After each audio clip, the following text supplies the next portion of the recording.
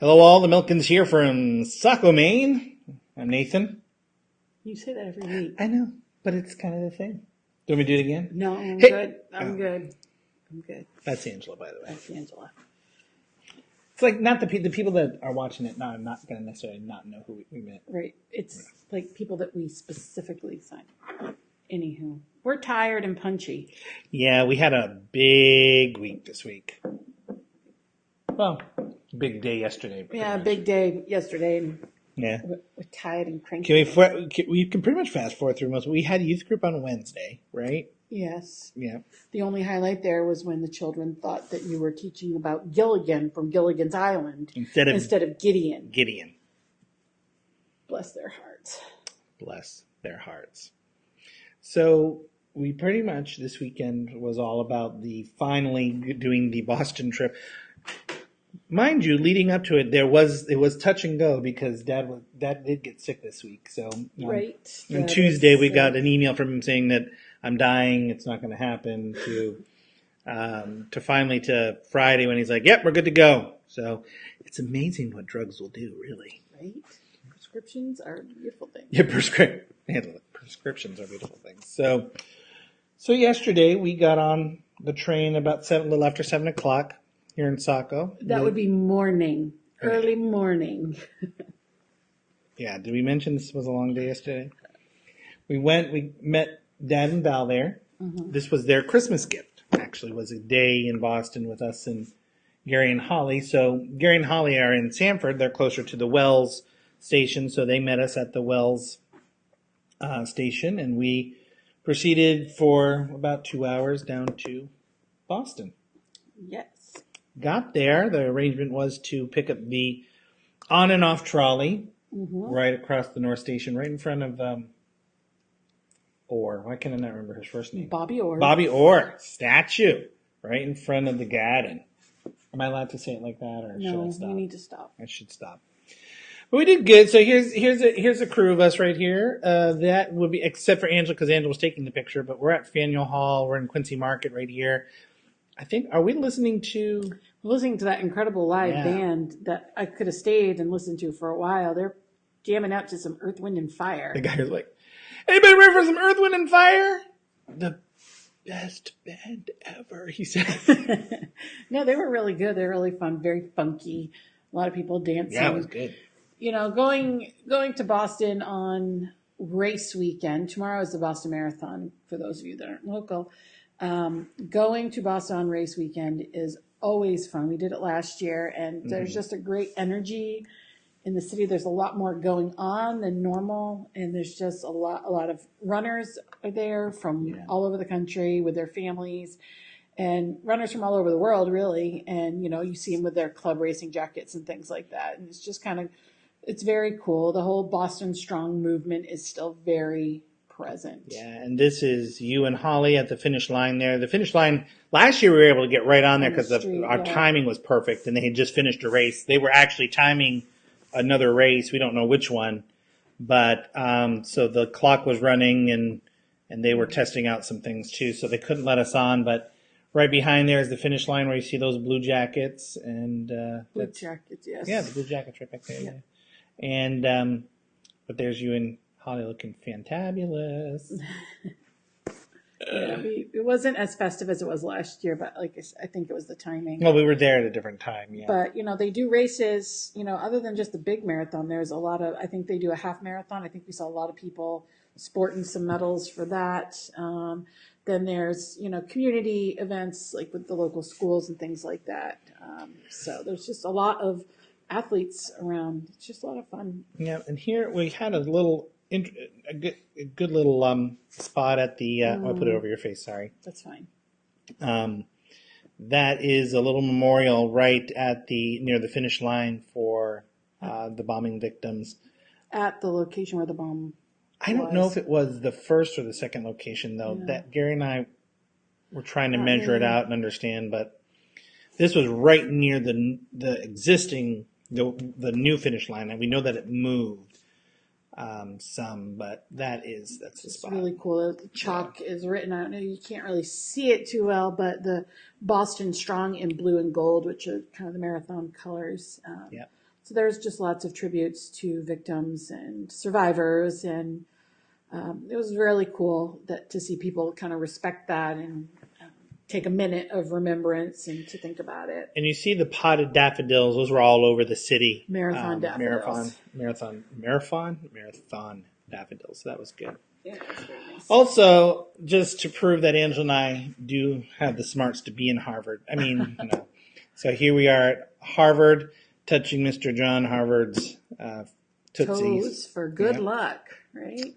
According to the tour guide, nobody knows what John Harvard actually looks like. So this is a statue of a guy that may or may not look like Mr. Harvard. And his toe is all, it's all tarnished, but it's like all gold from everybody touching it over the years. All the students touch it, supposedly before finals exams.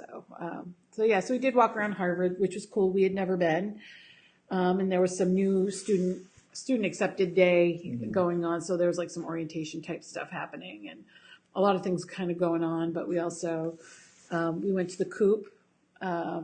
Which is the bookstore, which was really cool. It's what, 4 levels, something like that? Well, and that's just in the area that we went into. There's another half that's, right. Yeah, it's huge. So that was kind of cool. Any book that you could ever possibly want. And then they had a little cafe upstairs. And so it was, like Dad was saying, just don't know where to begin. And I said, not a problem. Go to biographies. So we actually did look around in the biographies for a while. So we did that. And then after the Coop in Harvard, we went to lunch. No, we went to Russell's Tavern. Russell's Tavern. I don't know. It was really dark in there, so I couldn't tell you what the name of the place was. It was good, though. You had the chicken sandwich. I did have a chicken sandwich and French fries, which I deeply regretted. Because I hadn't had French fries since doing keto. And apparently I don't really miss them. I missed them, but I didn't have them. I had the salad. You were good. With my burger, though, my burger was on an English muffin. It was so good. I haven't had, and they put brie on top of it instead of. So anyway, good food. Went from there. We went over to Prudential for a while. That's when we went to finish line because that's right near there. And we went to Italy. And we went to Italy inside of Prudential Center. So that is it's a combination of store and mini restaurants inside of it. Yeah. And huge Tuscan and Italian and Sicilian different food selections, everything from any kind of cheese you could possibly want, any kind of meat, salami to steaks. And they had lamb chops going out there, Everything. Huge slabs of pizza for sale, fresh bread. Bread for days. I know. We were walking later on, and I saw some college age kids that must have gone there. Yeah, they had baguettes that they're all hanging out, just mowing down on a baguette. And I look at Nick and I said, "Life goals right there. I miss me a baguette."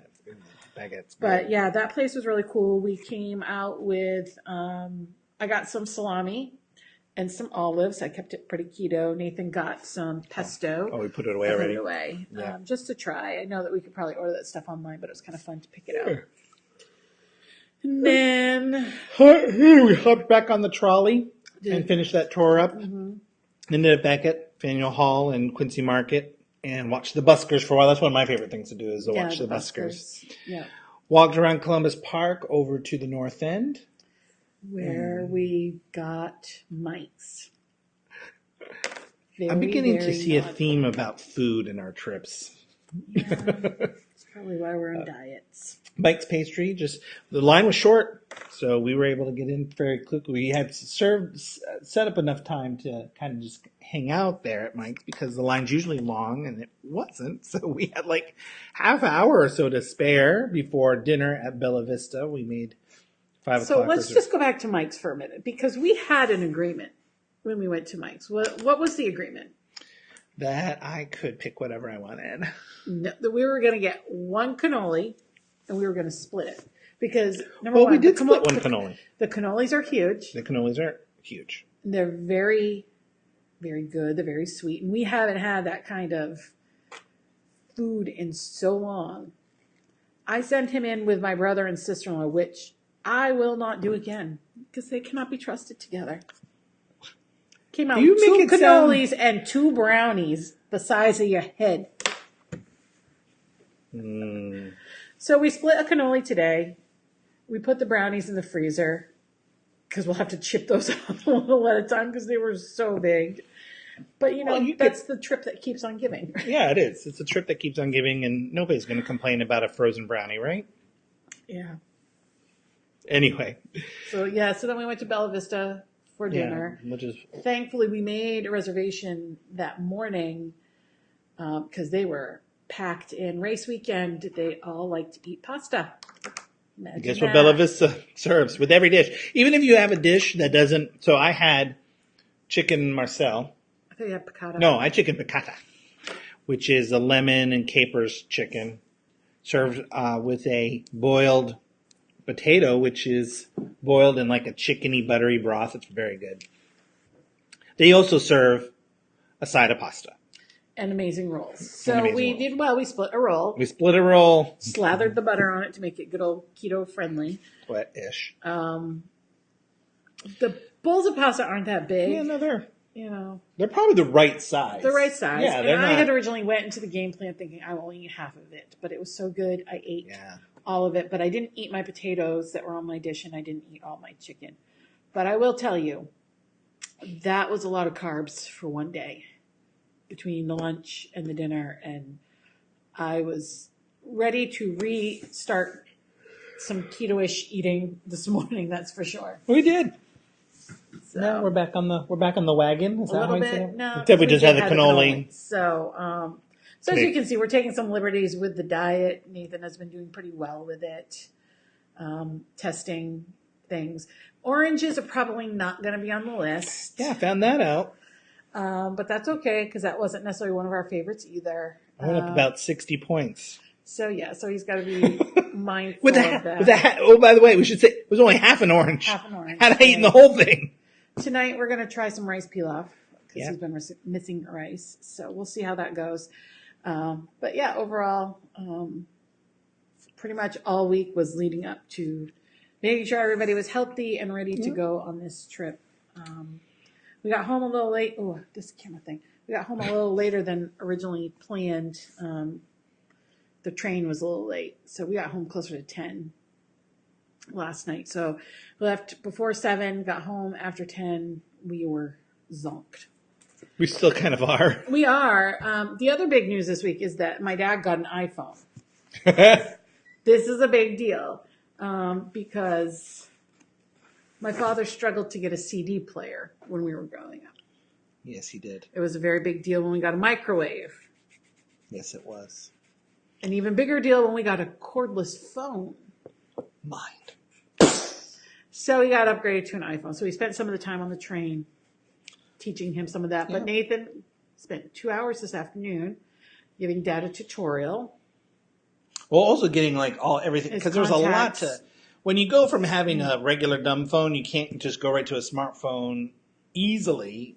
So you got to kind of get all the contacts off the old phone, which we finally did. And we have to, since the phone number that was on this older system couldn't be moved to the new one, we had to figure out a way to forward that over. So that's being You done. say we, it was you. But he's in So, He's in good spot. So if you have trouble getting hold of Neil, anybody, give it a little time. He'll get back to you. I promise. His voicemail is set up and he knows how to use it. So But that's really about it. We're Yeah. about to crash out here. we are. We're gonna crash. Get It's ready for the time. week ahead. I got day off tomorrow. My boss was like, hey, it's a holiday. She's going down to the marathon tomorrow to watch her nephew run. She's like, there's no point in you coming in.